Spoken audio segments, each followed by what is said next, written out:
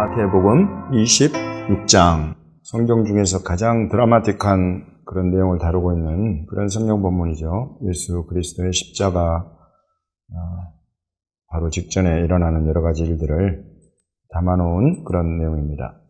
누가 누구로부터 사고 있습니까? 대제사장들이 가룟 유다로부터 은 30을 주고 누구를? 예수님을. 아까 우리 모세의 글의 그 내용과 너무나 그냥 바로 오버랩돼 버리잖아요. 요셉의 형제들이 요셉을 이스마엘 사람에게 판다. 지금 여기에 예수님의 동족 대제사장들이 예수님의 제자 중에 하나인 가룟 유다로부터 예수님을 은 30에 산다. 그리고 가룟 유다는 예수를 은 30에 팔아버린다. 딱 지금 아까 아모스서에서 하나님이 나는 너희의 이 죄를 용서하지 않고 반드시 벌하겠다고 한 죄목 중에 첫 번째, 돈을 받고 의인을 팔아버린다 하는 그런 죄를 지금 다루고 있습니다. 일단 여기에 집중해서 우리 사도들의 글 마지막으로 보겠습니다.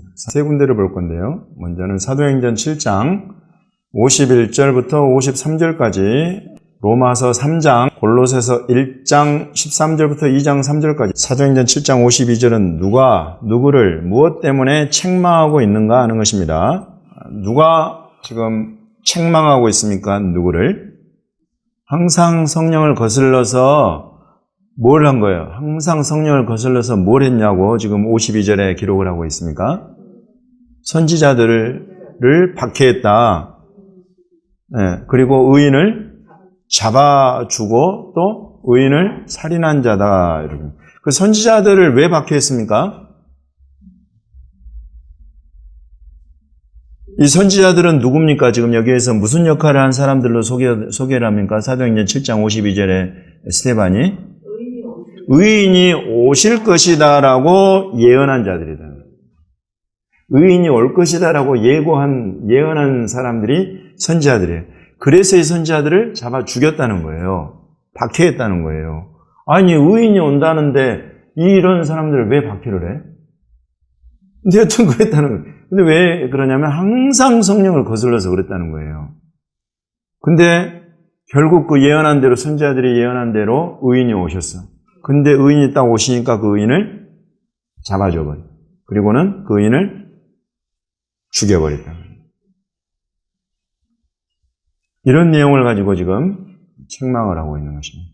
그러면서 이 결론을 뭐라고 53절에 이와 같은 것들을 한마디로 딱 뭐라고 정의를 하냐면, 스데반이 너희 이스라엘 사람들, 너희 유대인들은 천사가 전해준 율법을 받고도 지키지 않았다라고 하는 것입니다. 정말로 너희가 율법을 지킨다고 한다면 율법이 말하는 바 그 중한 의에 대해서 너희를 가르치고 너희에게 보여주고 그 의를 너희에게 가져올 그 의인을 너희가 참으로 알아보고 존귀하게 여기는 것이 맞는데, 그 의를 가져온 그 의인을 너희가 잡아 죽였으니 이는 율법에서 말하는 가장 중요한 가치인 의를 너희가 개박살을 내버렸다. 지키지 않았다. 정확하게 그 치부를 드러내버렸어요.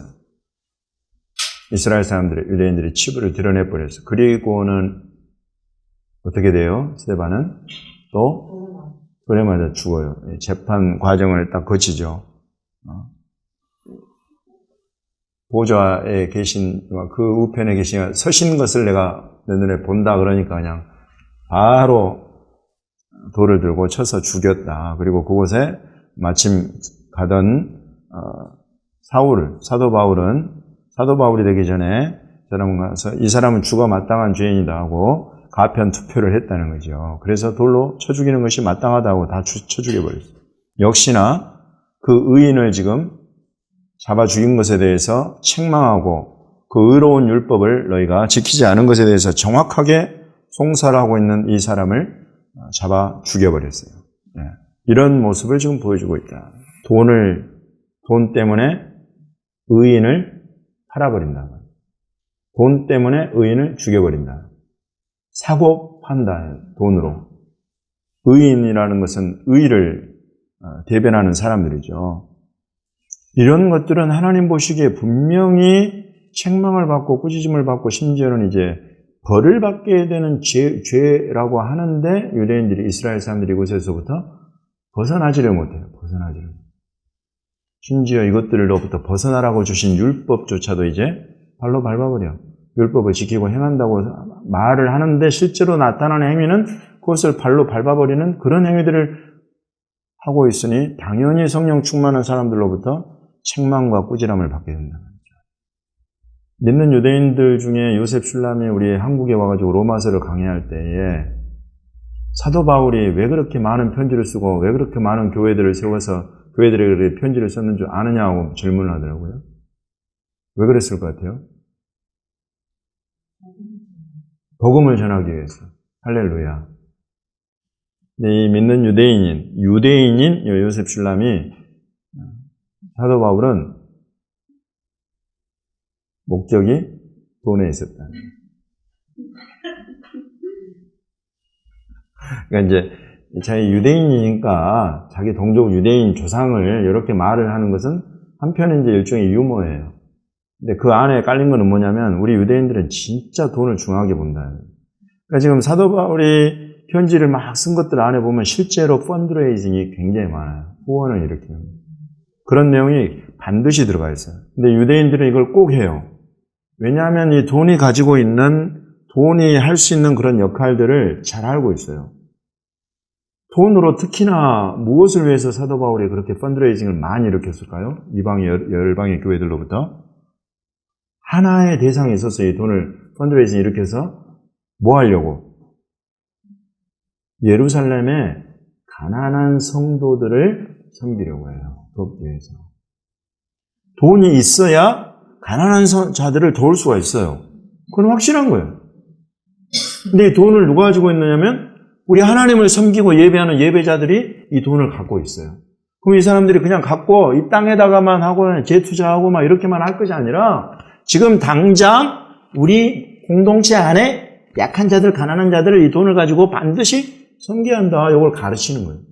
그래서 실제로 그렇게 하고 그것이 하늘에다가 너희 재물, 너희 부활을 쌓는 것이다. 이걸 가르치는 거예요. 실제로 그렇게 하는 것들이 내용들이 반드시 편지글에 다 들어가 있어요. 요셉 슐람은 유대인으로서 이걸 기막히게 찾아내는 거예요. 근데 이걸 찾아내는 그 배경으로 들어가 보면 오늘 이 내용이 들어가요. 돈 받고 의인을 팔아버리는 거예요.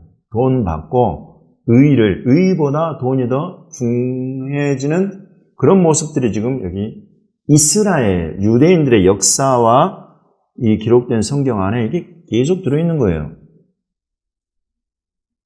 이런 이스라엘을, 이런 유대인들을 어떻게 해야 될까요?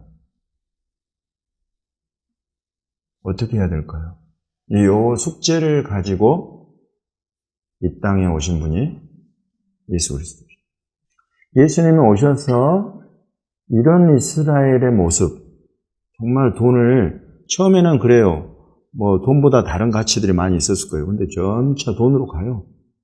그래서 실제로 이제 우리가 뭐 잘 아는 유대인 이야기에 돈이 빠지는 예가 없어. 정말 돈과 직결되는 그런 민족이 됐죠. 어찌됐든지 그러면 예수님은 이렇게 지금 돈 때문에 의를 사고팔고 의인을 사고팔고 하는 이와 같은 것들을 분명히 하나님께로부터 이건 분명히 벌받을 죄다. 그래서 이런 죄를 지은 이스라엘은 반드시 벌을 받게 돼 있어요. 죄의 삭은 사망이고 사망으로 가는 길이에요. 이것을 어떻게 해결하려고 예수님 오셨느냐 하는 거예요. 로마서에서, 우리가 읽은 로마서에서, 골로새서에서 딱 한 단어로 그것을 설명해 놓고 있어요. 사도들이. 예수님 도대체 이 문제를, 이 주제를 해결하려고 오셨는데 해결하신 예수님입니다. 믿으십니까, 여러분? 모든 문제는 다 예수님이 다 해결하셨어요.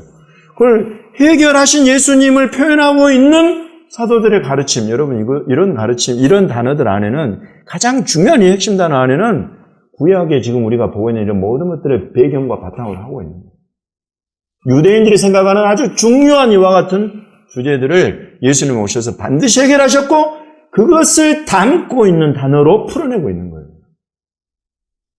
이런 것들이 신구약 성경을 구약을 바탕으로 해서 신약을 이해하고 신약으로서 구약을 푸는 이런 파라샤 유대인 성경 읽기에 가장 큰 축복 중에 하나가 이런 겁니다. 그 단어가 속량이라는 단어. 할렐루야. 값없이 이제 보이기 시작하는 거예요. 여러분 이 성경에 이제 이렇게 보면 돈 없이 값 없이 이런 단어들이 이제 눈에 들어와요. 돈, 값을 치르고 돈을 주고 뭘 사고 팔고 여러분 이런 것들은 당연한 거다.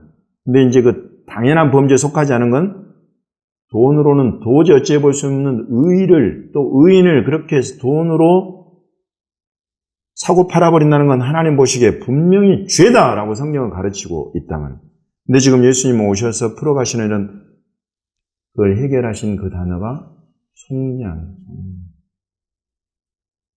값 없이 저와 여러분에게 뭘 주신 거예요? 의의를 주신 거예요. 유대인들은, 성경의 죄인들은, 대한민국의 죄인들은 돈을 들여서 의의를 없애버려요. 의인을 없애버려요. 근데 예수님은 값 없이 그런 죄인들 가운데에 의의를 값 없이 풀어버려요. 왜냐하면 의의를 이루기에 합당한 가장 중요한 값 그것을 예수님이 직접 치르셨기 때문에 그래요. 치르셨기 때문에 그래요. 자기의 피로. 그 피값이라고 그러잖아요. 이런 거예요. 예수님의 피값으로 사신 것이 죄의 문제를 해결하고 의로운 세상의 문을 열어버리는 그것이 예수 그리스도의 십자가예요. 오늘 마태복음 26장에 이제 이런 내용들을 여러분 확인하고 생각하고 다시 이제 성경으로 돌아가서 읽어보면 그렇게 예수님 말씀 안에 막 팔린다 이런 말이죠. 팔린다, 팔리라. 그냥 판다는 말이 계속 나와요. 이건 참 번역이 잘 됐어요. 원래는 이제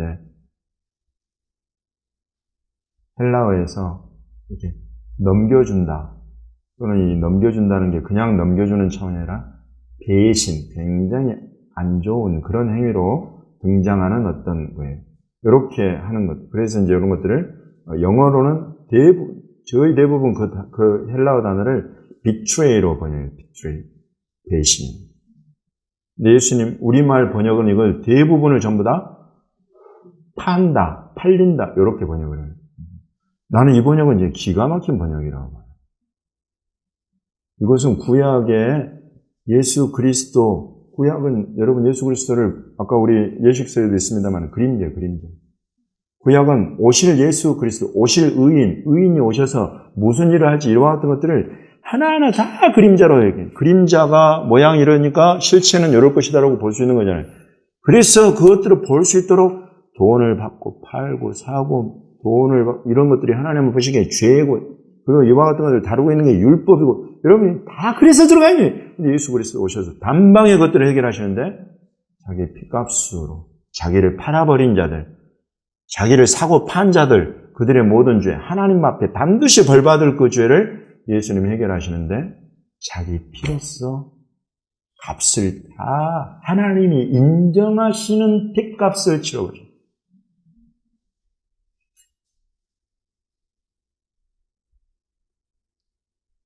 예수 그리스도를 피를 만나야 돈으로부터 자유해요. 사람들이 돈 때문에 하나님 나라의 가장 중요한 가치인 공의와 공평, 정의, 이와 같은 것들을 너무나 하찮게 발로 밟아버리고 이거 하나님 나라 아니다. 이거 하나님의 통치와 아무 상관이 없는 그런 짓거리들이에요. 어떻게 그러면 하나님은 하나님의 나라를 이 땅에 자기 백성들 가운데 세워가실 것이냐. 하나님이 친히 하나님이 인정하시는 의의가 무엇인지 그 의 안으로 저와 여러분을 죄인들을 이끌어 들이시는 그것이 바로 예수 그리스도 피값으로 치르신 속량의 역사다.